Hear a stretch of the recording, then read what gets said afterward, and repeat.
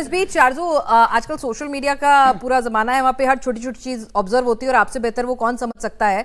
तो जरा अभी कह रहे हैं कि भाई जब ईरान की डेलीगेशन से मिलने गए थे मुनीर साहब, तब एकदम मिलिट्री यूनिफॉर्म में गए थे, क्या धमका रहे थे? फिर जब जेडी वान साहब आए तो एकदम सूटेड बूटेड तरीके से गए। फिर शरीफ साहब ने पहले मुलाकात की ईरान के डेलीगेशन से, लेकिन वीडियो रिलीज नहीं किया, ट्वीट नहीं किया सोशल मीडिया एक्स पे। वान साहब से मुलाकात की तो तुरंत कर दिया। किसकी साइड है? मतलब चल क्या रहा है? मतलब पार्शियल थोड़ी हो सकते हैं अगर आप दोनों को बुला रहे हैं तो। नहीं देखें, ये वाली जो बात है ना कि ईरान के डेलीगेशन को लेने गए तो यूनिफॉर्म में थे, और जब अमेरिका के डेलीगेशन के पास गए थे सूट पहना था। तो ये मैंने आप ही के यहाँ के कर्नल साहब को सुना था, बड़ी अच्छी मुझे उनकी बात लगी। वो ये कि बिल्कुल वो शायद सही कह रहे थे कि क्योंकि ईरान में अगर मिलिट्री यूनिफॉर्म में जाएंगे तो कोई इशू नहीं है, जा सकते हैं मिलिट्री यूनिफॉर्म में, और वो अपने आप को एक तरह से फील्ड मार्शल या आर्मी चीफ दिखा सकते हैं। तो लेकिन अगर यही चीज़ उन्होंने अमेरिका साइड पे की होती तो अमेरिका में तो इस तरह का कोई रिवाज नहीं है, कोई उनके यहाँ इस किस्म की हरकतें नहीं होती कि उनकी मिलिट्री जो है उसको वही काम होता है जो मिलिट्री का होता है, तो वो उसमें इंटरफेयर नहीं करते वो पॉलिटिक्स के अंदर।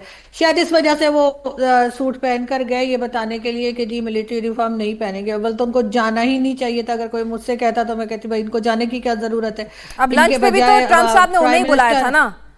गलती आप गलत बात आरजू, मुनीर साहब की गलती नहीं है। लंच पे भी तो नहीं बुलाया था, बेचारे क्यों नहीं जाते?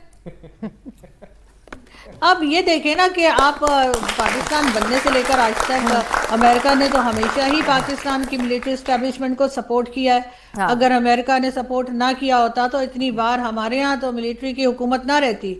और इस वक्त भी अगर उन्होंने किसी से बात करनी है, अगर वो किसी की तारीफ करते दिखाई देते हैं डोनाल्ड ट्रंप, तो वो फील्ड मार्शल की ही करते हैं। माय फेवरेट फील्ड मार्शल कहते हैं, माय फेवरेट प्राइम मिनिस्टर तो उन्होंने आज तक नहीं कहा। तो इससे साफ ये पता लगता है कि वो पाकिस्तान की मिलिट्री को ही सपोर्ट कर रहे हैं। तो इस वजह से जब जो अमेरिकन डेलीगेशन है उसको लेने के लिए वो गए तो उन्होंने कहा कि भाई उसी तरह से जाना चाहिए और उसी ड्रेस में जाना चाहिए जो अमेरिकन पसंद करते हैं, तो इसलिए वो इस तरह से गए। बाकी यहाँ पर सोशल मीडिया का तो ज़माना है और सोशल मीडिया पे लोग कुछ भी कहते हैं, लेकिन गवर्नमेंट ने बहरहाल ऐसा कोई बात नहीं की है कि उनको नोबेल पीस प्राइज मिल जाना चाहिए या ऐसा कुछ हो जाना चाहिए। अब पहले माहौल बनता है, उसके बाद ही तो दावेदारी। अगर ये पीस टॉक डिरेल हो गई तो आरजू कहाँ से नोबेल मिलेगा? ख्वाब तो ट्रम्प साहब ने भी देखे थे और नॉमिनेट भी करवा लिया था। नहीं देखें, पीस टॉक का क्या होगा ये तो कुछ मुझे डाउटफुल ही लग रहा है, क्योंकि जिस तरह से बात की जा रही है दोनों तरफ से तो ऐसा लगता नहीं कि दोनों एक पेज पे आएंगे या दोनों एक चीज के ऊपर एग्री करेंगे। लेकिन जाहिर है कि नोबेल पीस प्राइज के लिए पाकिस्तान तो अपने आप को नॉमिनेट ना ही करे तो अच्छा है, इसलिए कि वो तभी नॉमिनेट कर सकते हैं जब अफगानिस्तान के साथ हमारे कोई पीस टॉक हो जाए। इससे पहले तो मैं नहीं समझती कि ऐसा करना चाहिए। चलिए यहाँ पर नदीम अहमद साहब, ईरान को आप बखूबी समझते हैं, वहाँ के मिजाज को। आपने शुरुआत में जब ये जंग शुरू हुई थी आपने बहुत बखूबी कहा था कि भाई ईरान जो है, अब खamenei साहब उनके सुप्रीम लीडर के साथ आपने जो किया है उसके बाद वो झुकेंगे नहीं, रुकेंगे नहीं। लेकिन आज इस पीस टॉक की टेबल पर आना, जबकि आपकी प्री कंडीशन मानी नहीं गई हैं, यहाँ पर भेजना, तो कहीं ना कहीं ईरान भी अब झुकना चाह रहा है। जंग को रोक देना चाहती है वहाँ की सरकार और सरकार से जुड़े हुए लोग, लेकिन IRGC नहीं चाहती है, इसीलिए ये लोग आए हैं। और इससे ज़्यादा तो दबाव बनाया पाकिस्तान ने यहाँ पर आने के लिए उन्हें, और वास्ते भी दिए। मतलब पाकिस्तान की हैसियत है कि ईरान पे दबाव बना सके? नहीं, मनाने के लिए इस तरह का दबाव है। हाँ। मुझे तो ये अब ऐसा लग रहा है कि अगर ये मामला नहीं हुआ, यानी ये टॉक नहीं हुई, तो पाकिस्तान को तो ये कहना पड़ेगा कि इज़्ज़त व आबरू व हुर्मत व दीनो ईमान, इज़्ज़त व आबरू व हुर्मत व दीनो ईमान, रोम में किस किस को यारों के गया क्या क्या कुछ। तो मैं तो दुआ करूंगा कि पीस टॉक हो जाए और अच्छे तरीके से हो जाए और इसका कुछ मुस्बत यानी पॉजिटिव रिजल्ट निकल आए, वरना आवाम तो बहुत ज़्यादा परेशान हो जाएगी दुनिया भर की। ये लोग तो आपस में लड़ेंगे या जैसे भी लड़ेंगे।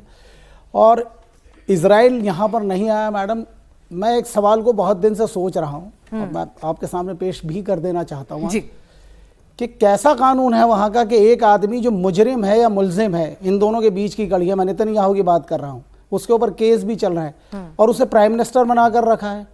मुझे तो ऐसा लगता है कि हमारे देश के अंदर तो ऐसा सोच भी नहीं सकता कोई कि किसी नेता के ऊपर इस तरह के मुकदमात चल रहे हों और वो करप्शन के अंदर फंसा हुआ हो और फिर वो जंग पर जंग, जंग पर जंग, कभी इधर कभी उधर, कभी इसको उकसाना कभी उसको मारना। ये इलेक्शन होने उनके, जंग के बहाने ही तो जीतेंगे साहब। नहीं तो फिर ये कैसा कानून है? ये सोचने वाली बात है। लेकिन ये पीस टॉक हो जाए बहुत अच्छा है। ईरानी IRGC नहीं चाहती है, ये लोग चाहते हैं, और कहीं ना कहीं अवाम भी अब नहीं चाहती कि बहुत ज़्यादा नुकसान हो, लेकिन ईरान को एक फ़ायदा ये हो सकता है कि वो जो टेबल पर ले आए हैं, तो इसकी परिकल्पना भी उन्होंने कभी नहीं की थी कि इस तरीके से एक थर्ड पार्टी हमें बुलाएगी और फिर बैठकर आमने सामने या इधर उधर बातचीत होगी और उसमें कुछ हम अपनी कंडीशंस को रख पाएंगे। बिल्कुल, इसी बात को मैं आगे प्रोफेसर भारद्वाज के पास लेके जाती हूँ कि ईरान के लिए कहीं ना कहीं ऑप्टिक्स के लिए ईरान भी जानता था कि वो कहाँ खड़ा है, अमेरिका के सामने, इजराइल के सामने कहाँ खड़ा है, उसका वजूद 10 दिन, 20 दिन, 30 दिन, 40 दिन कहीं ना कहीं आके उसका वो कमजोर पड़ेगा और खत्म होगा।